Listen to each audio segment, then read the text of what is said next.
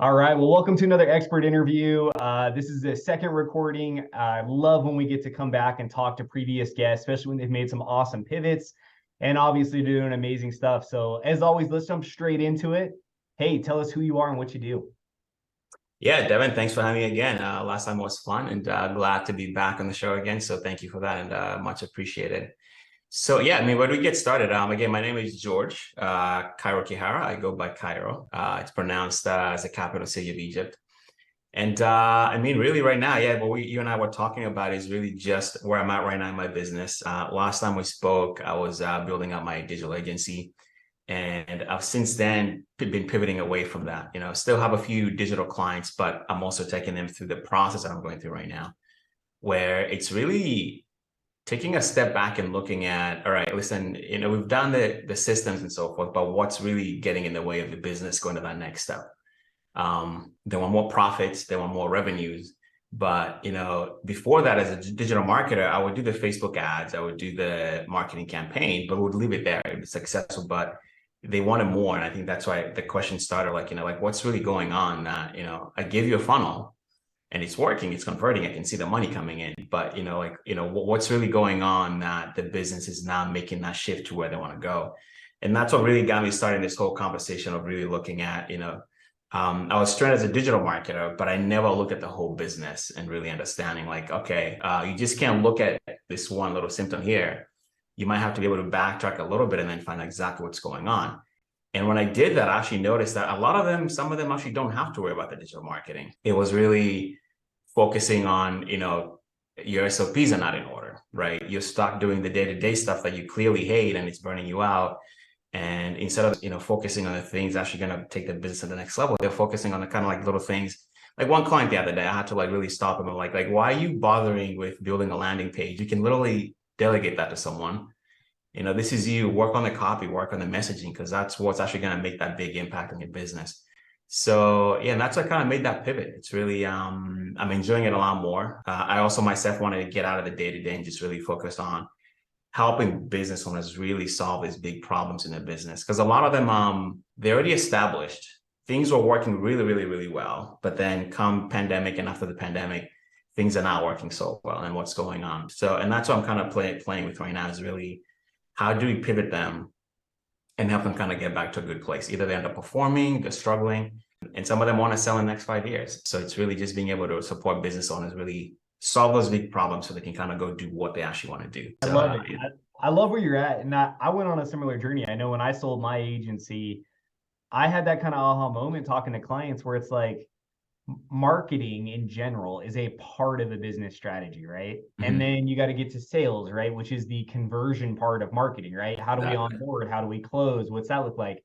And to your point, you brought up like, well, that's all good and well, and we may stack a bunch of deals, but how do we fulfill, right? Like, what are our deliverables? Is that good? Is our team good? Are our processes good? Document storage, CRM, all these other things. All those things, yeah. Can create margin and actually make you more profitable with the same revenue. Yep. And so I love that you're making that pivot because it's probably fun for you to dig in deeper and go like, well, what else is on the table? Like, what else could we be doing? Or in your example there, like, why are you spending time on this thing that is not leveraged time and we could outsource? Like, we could have someone else do that. Like, you do what you're great at. So I love the pivot, man. So with that, obviously you have a tremendous digital marketing experience. Where are you finding some aha moments with the clients you're already working with? Like, what are some examples of moments where you're like, man, here's something we could do that will have a win in your business? Yeah, it really starts with, and I recommend actually a book that's been making this a lot more easier. So I don't even know Perry Marshall, 80/20 Sales and Marketing. Amazing book, get it. It's free, just pay for shipping and you get it. And I think that, and as you mentioned, right, because business can be complicated. And like you mentioned, all these little areas, I think it's like, I'm using a software that kind of literally helps me dive into about 40 areas in a business. That can be overwhelming for anybody, right? No matter how established you are, but, can we actually dwindle down to like maybe the fourth things that we can actually really start making an impact? So, this book kind of really helps dig in and really kind of figure out like, what's the 20% that's actually bringing all your revenue or all your results, and then dive into that. But breaking things down, like you mentioned, traffic, conversions, and then the economics of it, and really just start looking at, are your foundations in order, right? So one client, just the foundation part, we're looking at the market dominating position. He sounded like everybody else in his niche. So when you go to his website, everybody's like, oh, like that's the same thing as the next guy. But when we really sat down and just kind of got him to really change the way he's coming at it, he was a local plumber over here. And just have to change a little bit. And then that kind of started getting things in there for him. And then we did help him with a little bit of SEO, but making that market dominant position, it gave him more authority. And then he started getting more conversions out of that. And before that, he was just kind of pounding away at, Yelp ads and doing this and doing that and running ads, but it was not going anywhere. And once we figure out that, hey, you sound like everybody else in this region right here, let's get you to look different, sound different. And it can be really just like that small, like, find one small place that we can kind of make you differentiate yourself, make yourself the authority in your market, and then start kind of going from there. So that could be one example that I've seen, just very, very simple. One example I'm also really loving that makes things so easy. And I'll give you an example of two clients. So I have a client, very different niches. One of them has an email list of about 100,000 people. The other one has a list of about 5,000 people. But who do you think is actually making more money when you look at the economics at the end of the day? It's probably the 5,000. Is what? It's probably the guy out of the 5,000, yeah.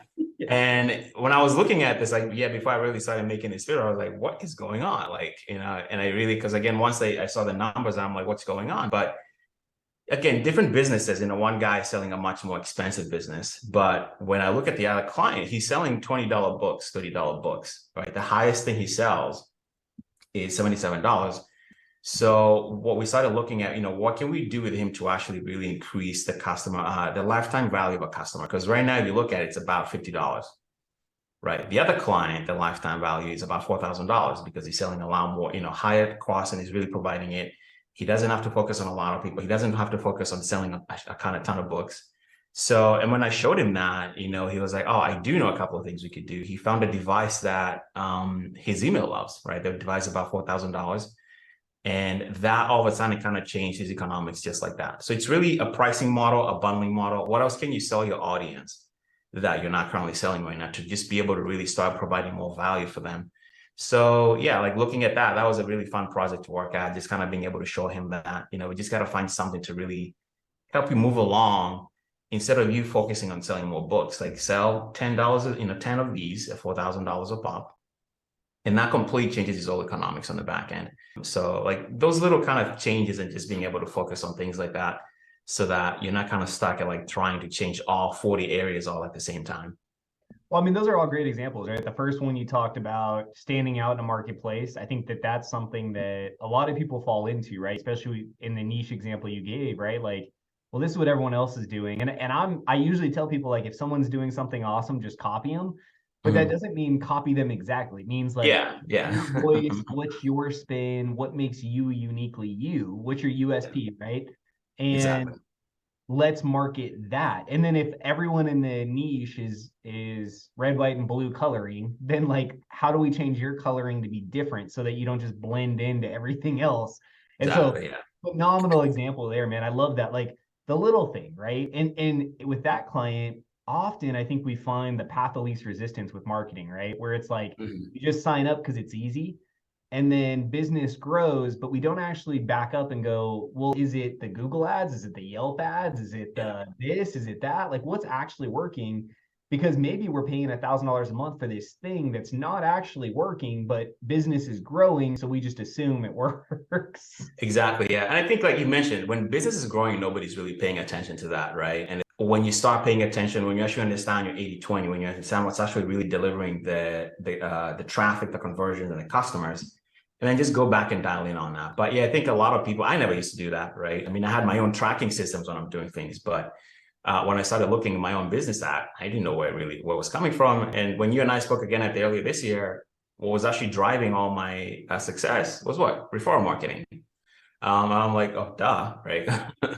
Every client that I had till this day, the long-term ones, the ones that are like really, really been with me for the longest time, about 6, 7, 8 years, they've all been referrals, right? So, and I was like, okay, like maybe I should actually start paying attention to this instead of just kind of always assuming it, right? Because I'm an introvert. It's just kind of like, when I hear referral marketing, I'm thinking like, I have to go to networking events. I don't have to, right? Like people like you have created programs today just digitally to be able to do that, right? And that's what I mean is just take the time and just really understand like where are your leads coming from, the best leads that are coming for you, and just go do more of that. The rest will take care of itself. Hire people, or just put it on the side, because if you know what's giving you that margin, like do more of that, right? And then you can go do what you want to do in your life. Because I got into business because I wanted to travel.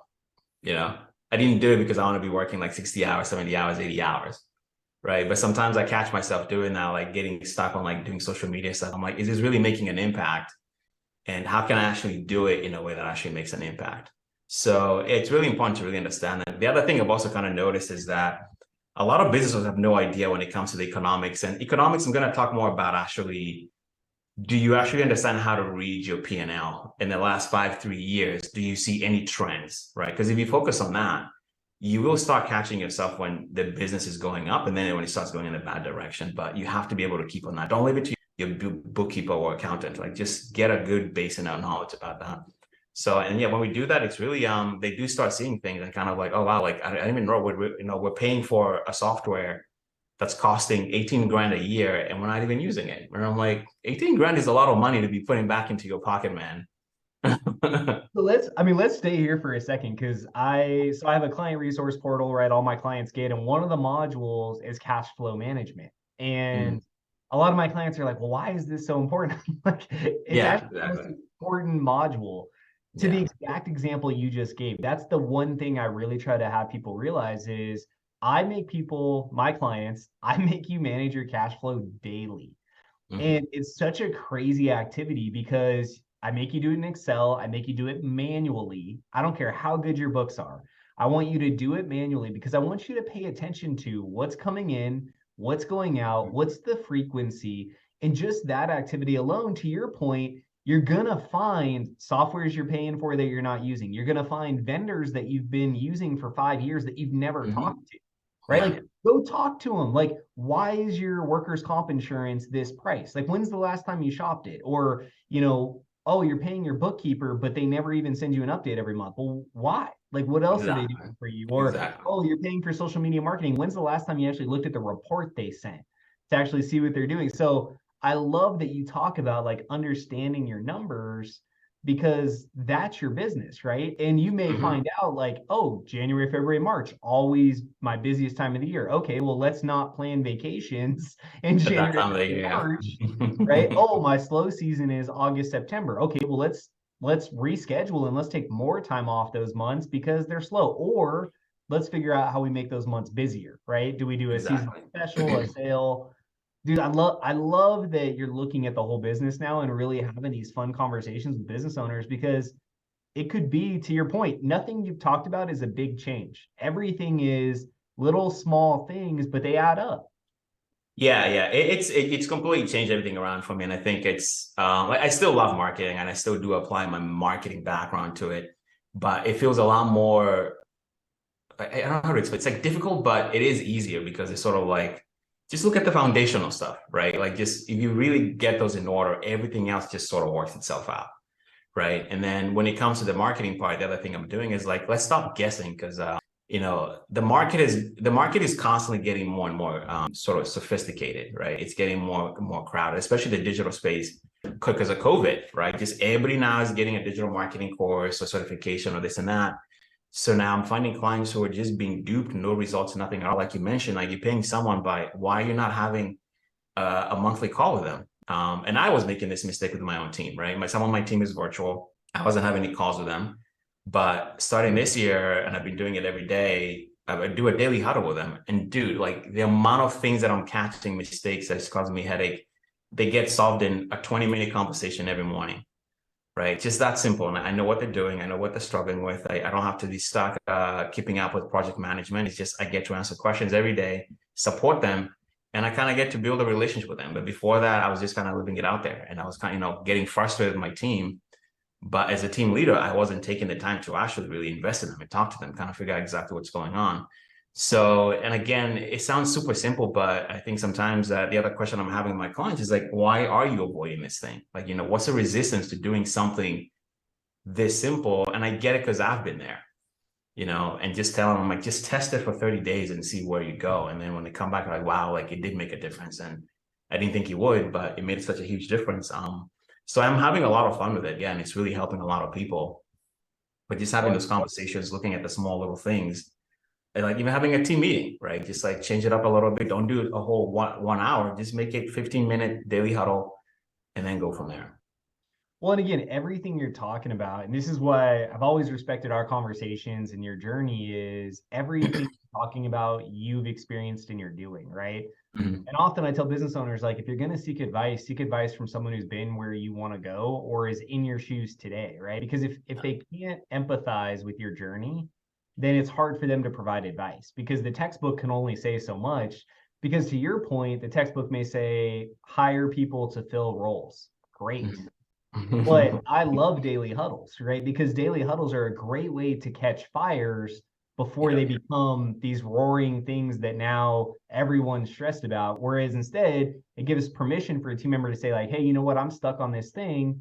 The whole team can go, oh, I have a solution, or oh, hey, we have a software for that, or hey, you know what? Don't get stuck. We don't need that. Forget it. Right. And all of a sudden, it's like it unlocks their day and you can celebrate some wins, and then you get to know your team better too, especially in a remote environment. I think it's Exactly. critical to have those check-ins and understand their culture, what's going on in their day-to-day, economic impacts in their market that we can't resonate with because maybe we can't do that. So yeah, I love, again, just the little takeaway there, guys, is like if you have a team and you're not frequent with your meetings, that might be it. That might be one takeaway from this whole conversation that could fundamentally change your business, right?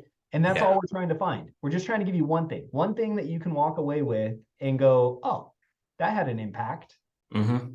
Yeah, they really can seem to be very kind of inconspicuous, like daily meetings, really. Because again, like I said, I was there before, and just like, you know what, let me just put it into practice. And just really again, becoming that team leader. Like, who can you be in order to kind of give your business the best chance to win, right? Some of the, knowing your team, giving them what they need.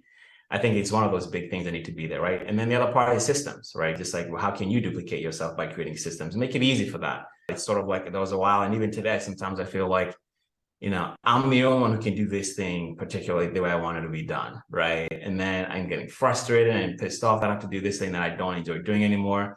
But sit down, and I created a video and I found this little plugin called Tango that can take the steps for you, because that's what I hate. I hate sitting down and doing SOPs. But I found a software that can actually break down the whole thing for you, and then I hand it off to my assistant, and now she does that for me all the time. So again, yeah, just go back and look at, what are the things that you hate doing, and sit down for a weekend and just systemize them. For me, that was like another 3 hours that I got in my week that I can now focus on really writing better copy, getting better at doing via sales and so forth. Because those to me are some of the things I've noticed that bring back a lot more value to my clients when I'm able to kind of help them create via sales, and for myself as well. So, but yeah, SOPs and delegating things they're annoying the crap out of you. Systemize them, find a way to systemize it and hand it off to someone else. Well, and again, another example, right? You did it, but it's something you could help clients with because it's another activity I work with people on is I want you for 2 weeks. If this resonates with you, if you're sitting there going, man, I feel like I work too much, I'm always behind, I always have a bunch of tasks. If any of those things and you're like, yep, that's where I'm at, here's an activity, right? Spend 2 weeks documenting what you spend your time on.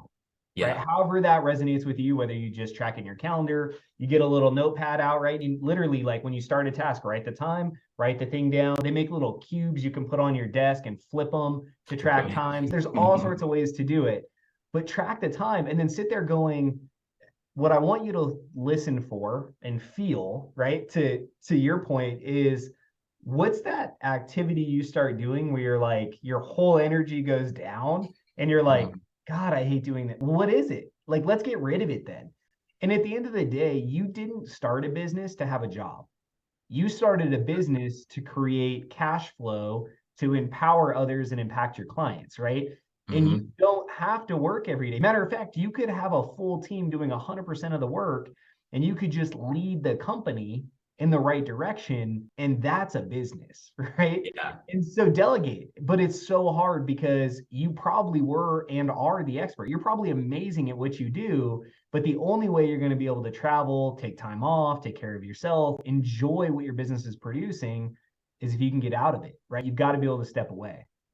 It's interesting you say that. It's actually a lot of business owners can't quite actually envision what that looks like. That I have a business that maybe I just check in like 1 hour a day and it's running by itself. Like, what would that look like? What would that take to actually build something like that? And usually sometimes when I mention that, you can kind of see like the wheels running, but they can't even quite comprehend it because they've been so in it for so long. And like you said, you got into business there's a reason you got into business, right? And just like, how can you create that space to do that? And I love that you mentioned that daily tracking, because there is so much goal in you tracking from the minute you start working and you kind of seeing exactly what you're doing. Sometimes people think that they're working 10 hours a day. And then when you start really paying attention to it, like maybe you did about 4 hours, like then what's all the other stuff going on, right? Oh, I'm working while I'm listening to YouTube, while I'm doing this. Like, that's actually not working. Like you're half in, half out. You're not getting anything accomplished. Like, sometimes I tend kind of to geek out on science because I used to be a scientist back in the day. But, being in flow versus being distracted, like the context switching actually ends up costing you more time than you think that's actually costing you. So it's really, yeah, these are all the little conversations I'm having with my clients and just kind of helping them win the day, right? And, the money will come in, but just let's get you operating like a Fortune 500 CEO and just get your day dialed in so proper, and then your team and then your business. And, things start really flowing in a very nice, smooth way without them kind of just losing their mind about, why is this not working for me? Man, I love it. I was at this, and I don't think I told you this, but it's because you like to travel, I like to travel. It's definitely something we're aligned on. We set a goal this year to travel 16 weeks this year, which is a big goal. Nice. Yeah, and nice. It's funny. I was at this networking event. There were 50 business owners and entrepreneurs in the room, and I was one of the presenters. It was like a panel presentation, but we went in turns. One of the presenters said, "Hey, let's talk about balance, right, with your work." And there's this idea that you have to work harder to make more money, right? Like it's definitely like a perception that exists. And so he goes, how many of you have taken 2 weeks total vacation this year? Total vacation, not at one time, just like have taken 2 weeks of vacation time this year. I was the only person in the room, including the presenters, that put their hand up. And then they go, okay, well, what about like 1 week total vacation time? 2 people, me and 2 other people, put their hands up. And I looked around the room and I changed my whole presentation. I got up and I said, well, guys, I don't think it's acceptable that we are in a room of top performers and business professionals who aren't making time for themselves, their family, and their kids.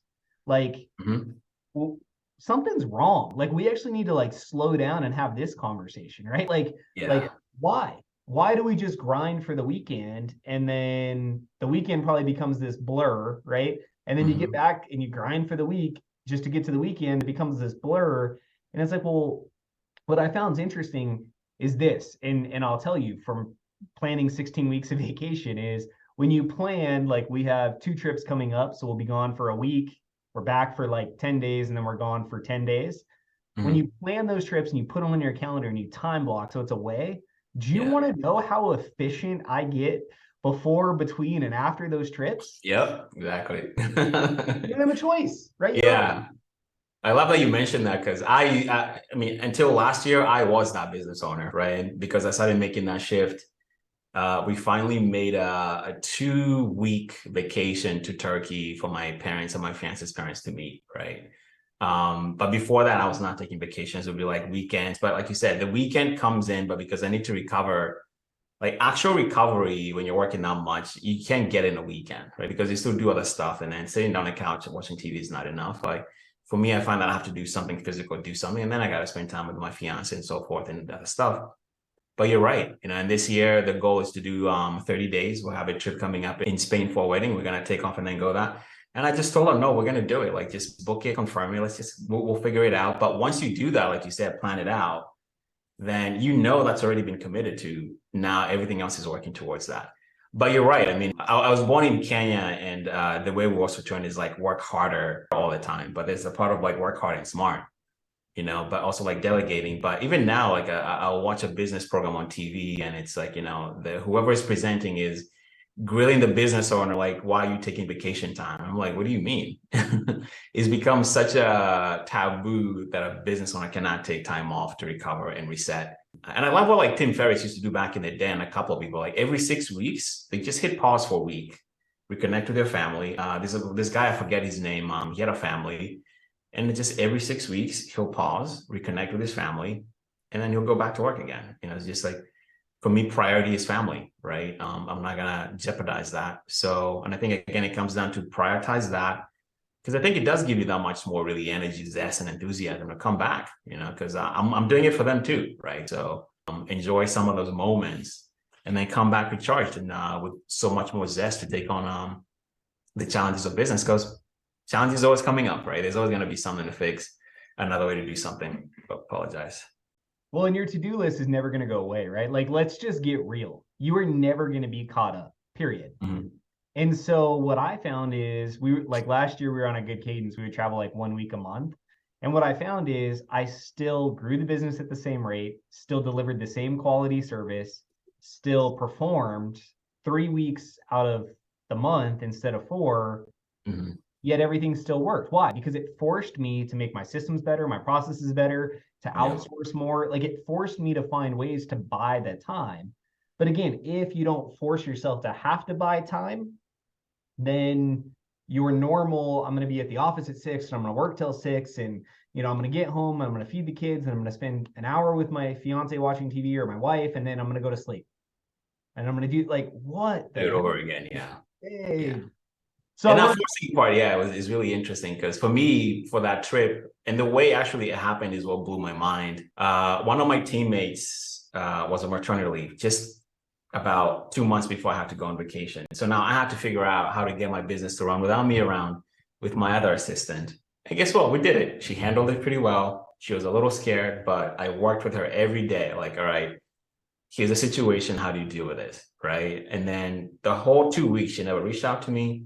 She never bothered me. She took care of everything, and everything was done. Everything was delivered. But that's what happens when you sit down and just figure it out and support your team to actually help you.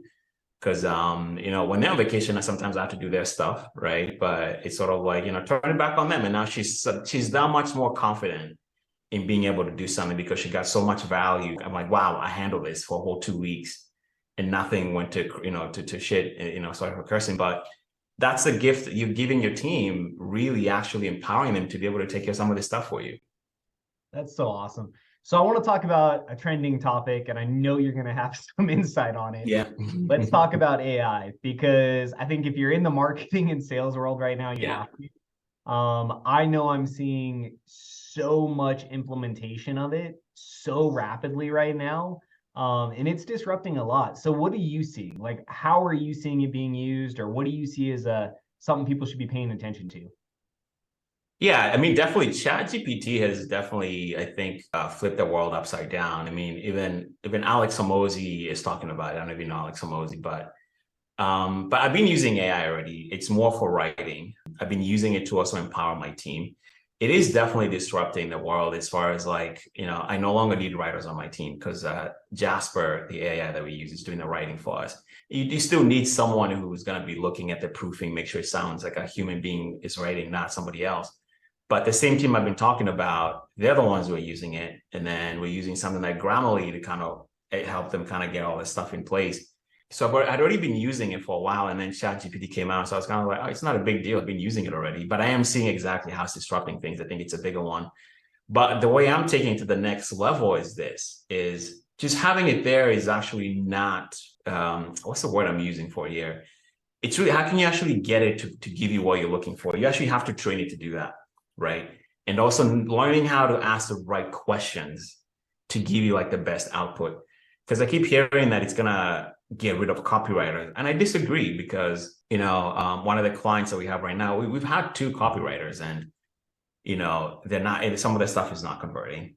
They try the chat, it's not converting. So I think it's really either figure out how to train the AI to give you exactly what you're looking for. But it comes down to, do you know your market? Do you know what the pain points of your clients are? And then be able to kind of bring that back and then tie all that stuff in together. So I'm seeing a lot of people who are now making money teaching people how to use ChatGPT or all the other AIs and so forth. But I think it's an exciting time. If you haven't watched that video with Alex Hormozi about how he challenged his team to replace themselves with AI, it's a fascinating system. But I got one idea for myself for video.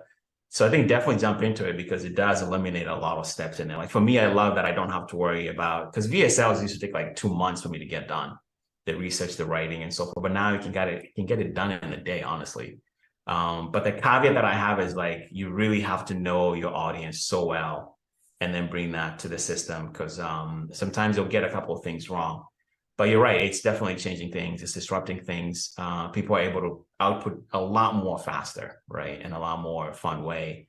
So it's been exciting. I'm definitely curious to see where the system goes. Now there's the battle of like ChatGPT, Google, and Bing are fighting now. So who knows where it's gonna go? I'm excited for it. I mean, I'm just finding ways to, where does this go in the next 5 years, and then start getting ready for that, right? Because it's already here. So it's just really, how do you optimize, how do you take advantage of it, monetize it, or help it improve your business?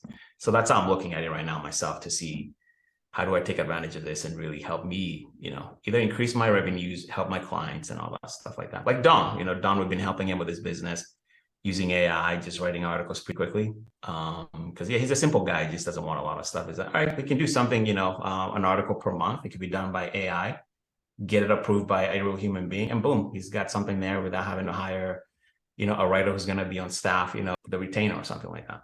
I love those examples you provide. And I think that that's what I want a business owner. If you're a business owner listening to this, that's the part I want you to take out of it is what piece, one or two pieces, can it help you with, right? Because I know for us, creating social content, creating blog and article content, creating sales copy, video for sure, like video talking points, general stuff, right? Not stuff that's hyper unique to you, but the 80% of your business, your niche that's identical, you could probably get pretty close. But to your point, I still have an editor editing everything and making sure, is it correct? I still have someone optimizing all the content for SEO because it can get close. Like it'll give you the cadence and frequency you need, but you still have to make sure, like, is it a short tail, a long tail? Is it in the header? Is it not?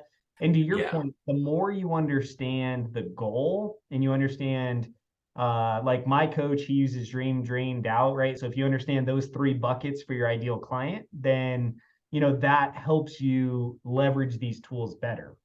Exactly. Yeah. And I think for me, it's also really helped a lot with, being able to even find out information without having to read a lot of books. I'm trying to understand how to use it more for research, right? Really, it's been fascinating because one of my clients used to be a doctor and a professor. And he used to do all the writing back in the day, but he's much older now, doesn't have the time for it. So it's really, how do we actually have ChatGPT write, but write also by using referencing? Because nobody's even thinking about that because he doesn't want to write stuff without referencing. So, and we've been playing with it. Like you said, it's not quite there yet, but it will eliminate about 80% of the reading, like 12, PubMed articles or whatnot. And just kind of all you have to do is just go confirm that it's actually correct. So it's been really fascinating and just it's definitely exciting, and but definitely taking the time to really just again create your own system that works for what you need it to do. Yeah, I was laughing. I was talking to a buddy. I had like my favorite client ever. I had a gynecology office, right? And I had two females on staff when I had my marketing agency. And we signed this gynecology office. And my lead writer, right, is this like just out of college male. And I'm like, awesome. I need you to write all the website copy. And then I need you to do blog creation for this gynecology office. And like, I'm like, and be careful what you search, right? Like that's back when like he had to go like do the research, find all the reference articles. And I'm sitting here thinking like, man, it would be so awesome now to like be able to type like, how often should you visit your gynecologist, and have it produce like a general outline that you could then validate and go beef up. But I was thinking about that one client. I'm like, man, it would have made his life so much easier. Definitely a lot simpler without having to do all that stuff. Yeah, we're living in very interesting times, and I think now you're kind of seeing everybody's coming out with their own AI too. I think just pick a couple of them from where you're working, and then just work them and get to know them, and then make them part of your business because they do make things a lot more easier. And I think it's technology is meant to make things easier, but we end up making it still more complicated. So I think it's be aware about. Because sometimes people also kind of get stuck with this shiny object syndrome, right? Because it's sort of like when ChatGPT came out, my YouTube feed was just like this, that, and I was getting excited. I'm like, wait, stop. Like, is this where I want to go with my business? Do I really care about this? And then, so it's like, and like the Alex Hormozi, when he talks about it, I'll listen to it because he's always like thinking in the future. And I'm like, wow, I never thought of it that way. I mean, he told his staff to like, replace yourself with AI. And the stuff that they came up with, they were like legit stuff you can actually implement in your business. Really start thinking of it that way. Like, how can I actually implement this software to make my life better and my business better and make it easier for my own team as well to really kind of get stuff done. So, but yeah, stuff I wish we had like, 2010, in '05 and so forth. In '05, I was still doing research in the library when I was in college, right? Today, it's the AI will do it for you. Yeah, I would say I still remember having to like check books out to write the book report or the thing, Exactly. right? Like, and I love that you talk about shiny objects. I caught myself there, and I talk about a lot too, and I'm sure you do. Is like, hey, we got to hold ourselves accountable. I caught myself there. I'm in a mastermind group right now. I think everyone should be in some sort of group. And they started guiding us down this path, and I was like, yeah, this is awesome. I'm gonna just like kind of go with it. And then I kind of stepped back and went like, well, this isn't me. Like this doesn't fit what my company is built for. And so it's great to learn about it. Like, I want to understand the tool, the process, and the why, but it doesn't mean I have to jump. It just means like, cool, it's a tool. I could use it. I know it's a resource, it's there, but like, is it true to where I'm going currently with my business and my journey? And if not, hey, no worries. Like, understand what's going on, keep an eye on it, but don't jump in. So I love that you talk about the shiny objects because we catch ourselves there, right? Yeah, yeah. It's yeah, exactly like you spoke about. I mean, you sound like you're very clear about where you're going. And when you and I were talking about in the beginning of the year, I mentioned for me, my theme for this first quarter is really lead generation, and that's my theme. So if I'm going to be doing anything beyond that, is this actually fitting into exactly what I'm trying to accomplish this quarter? There's a story about Mark Zuckerberg when he was going Facebook, right? He was very clear about how he grew it very fast.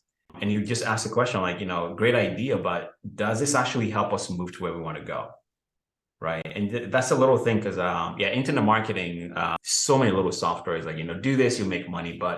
And I got caught up in that world for so long. And I eventually learned how to just stop it because, all these courses you buy, this and that, just it hasn't been open until today.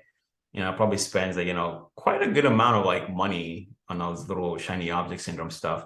And really just, it doesn't have to be software. It could just be, something in your business coming up, right? It's just really, again, stop and just really look at, is this moving me closer to where I want to go, 12 months from now, right?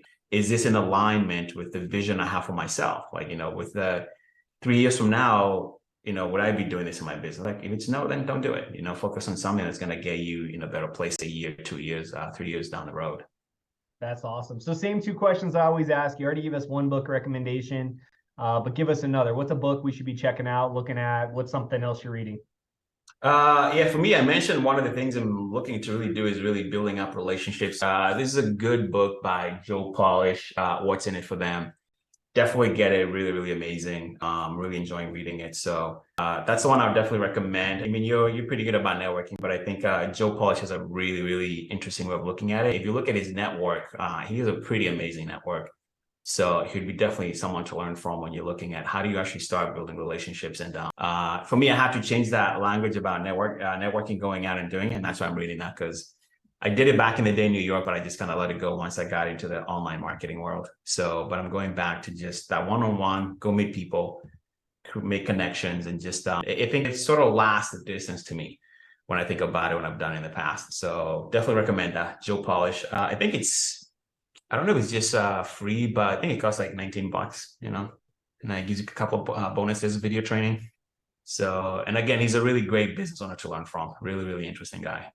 Love that.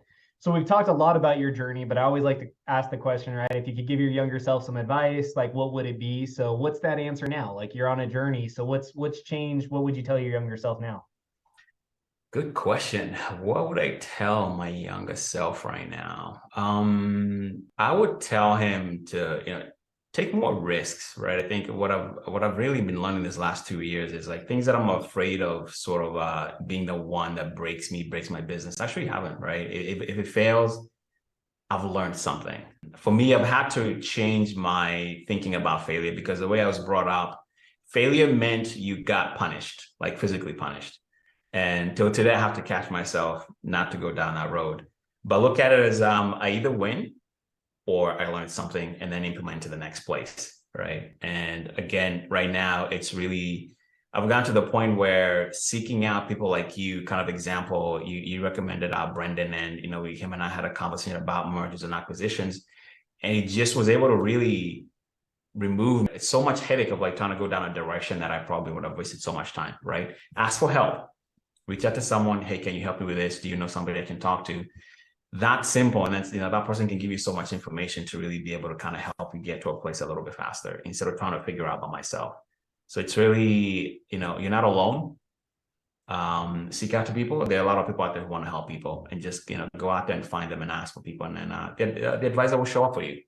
We all need that mentor who's going to help us get where we want to go. So awesome. And such good advice, right? Like if you're an entrepreneur and a business owner, failure is something you're scared of. I always tell people fail forward, right? If you fail, you're going to learn a lesson you can carry with you. And so that's still valuable, right? And so love that. So how do people connect with you? What's the best way for them to reach out to you if they want to further the conversation or ask you some questions? Yeah. So the best way, what I did is for this interview, what you can do, you can reach out to me is go to profitpivots.com/Devin. So I'm just going to give you like one of my free ebooks there. So again, the URL is profitpivots.com/Devin. And then I have a free book for you there. You can just jump in. And then, what I do is really, like I mentioned, businesses that are underperforming, or you're kind of struggling, or you're thinking about, where do I want to be 5 years from now? I really help you kind of figure out exactly, coming up with a very clear, marketing strategy or business strategy to figure out exactly what are the pivots that I can make 1%, 2% here that's actually going to increase the cash flow and the profit for me. So, right now we do a challenge where, give me 60 minutes and I'll show you how to find 100 grand in your business. So sign up for that, and then we'll have a free conversation and show you how exactly to do that. And either way, you walk away with at least with a very clear plan of how to actually find some, invisible money in your business by just pulling a few levers here and there. Awesome. We'll provide that link no matter where you're listening to this. The link will be below. So if it's on a podcast platform, check it out. If it's on YouTube, look below. If it's on the website, the link will be there too. Depending on where you're listening to this, like, share, comment, ask us questions, right? The more you interact, the better it is for us, because it creates more opportunity for us to do this more and more. I really appreciate you taking time. I know you're grinding and hustling. There's so much value in here. So thank you for providing that to our listeners. And I look forward to doing more with you this year. Awesome. Thank you, Devin. Thank you for having me.